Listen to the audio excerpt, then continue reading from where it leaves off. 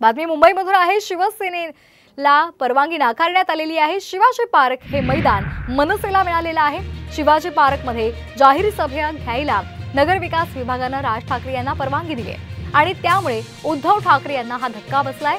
17 मे रोजी शिवाजी पार्कमध्ये सभा घेण्यासाठी मनसे आणि ठाकरे गटाने महापालिकेकडे परवानगी मागितली होती, मात्र राज ठाकरे यांना परवानगी देण्यात आली आहे। त्यामुळे शिवाजी पार्कमध्ये आता 17 मेला राज ठाकरे आणि नरेंद्र मोदी एकाच मंचावर पाहायला मिळतील।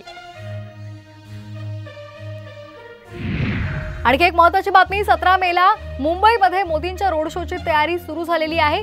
जय्यत तयारी केली जाते। या रोड शो साठी 50,000 कार्यकर्त्यांना ईशान्य मुंबईमध्ये उपस्थित राहण्याच्या सूचनाही माहितीने केलेल्या आहेत। भाजपकडून 36 विधानसभेमधून कार्यकर्ते जमवण्याचा सुद्धा आदेश देण्यात आलेला आहे। आशिष शेलार यांनी पदाधिकाऱ्यांना तशा सूचना दिलेल्या आहेत, तर कार्यकर्त्यांना येण्यासाठी बसगाड्या आणि खाण्याची व्यवस्था सुद्धा ठेवली जाणार आहे। सुरक्षेच्या कारणास्तव सभास्थळी पाण्याची बॉटल सुद्धा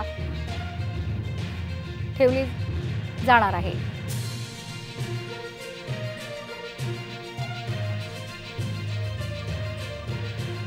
तर शिवाजी पार्कवर मोदींची सभा होणार आहे आणि त्यासाठी काय व्यवस्था करण्यात आलेली आहे पाहूयात ग्राफिक्सच्या माध्यमातून।